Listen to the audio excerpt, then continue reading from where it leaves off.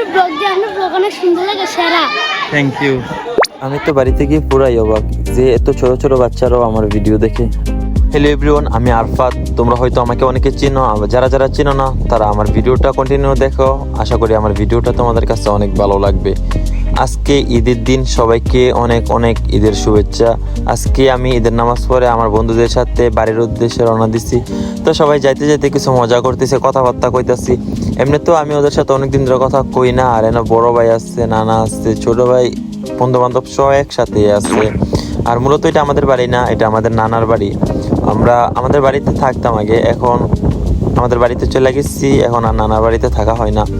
তো বিরিয়ানি খাওয়া শেষ করে আমরা এসেছি গরু ধরার জন্য। তো যেহেতু আমাদের এলাকাতে মানুষ তো একটা বেশি না, সবাই প্রবাসে থাকে, সেহেতু আমরাই চলে আসছি গরু ধরার জন্য। এখানে দেখি ছোট ছোট বাচ্চা থেকে শুরু করে সবাই আসছে গরু ধরার জন্য। আর আমার এলাকার বেশিরভাগ মানুষই ভিডিও করতে চায় না, তো আমি শুধুমাত্র কন্টেন্ট করি। কিছু কিছু মানুষ ভিডিও বানায় বা কন্টেন্ট করে, বেশিরভাগ মানুষই ভিডিও বানায় না। তারা ক্যামেরার সামনে আসতেও লজ্জা পায়, যার কারণে আমিও তো একটা ভিডিও বানাইতে অভ্যস্ত না। তো তারপরে আমি কন্টিনিউ ভিডিও করার চেষ্টা করি। এখানে ছোট ভাই বড় ভাই সবাই আসছে। আর এই গরুটা ধরতে ভাই বিশ্বাস করেন এত কষ্ট হয়েছে। যাই হোক, আজকের ভিডিওটা বেশি লং করবো না, যেহেতু ফার্স্ট আমার ভিডিও। আজকের ভিডিওটা আমি এখানে বিদায় নিতেছি। সবাইকে আল্লাহ হাফেজ। আর গ্রামের দৃশ্যটা আসলেই অনেক সুন্দর, যারা যারা গ্রামে থাকে তারাই বুঝতে পারে।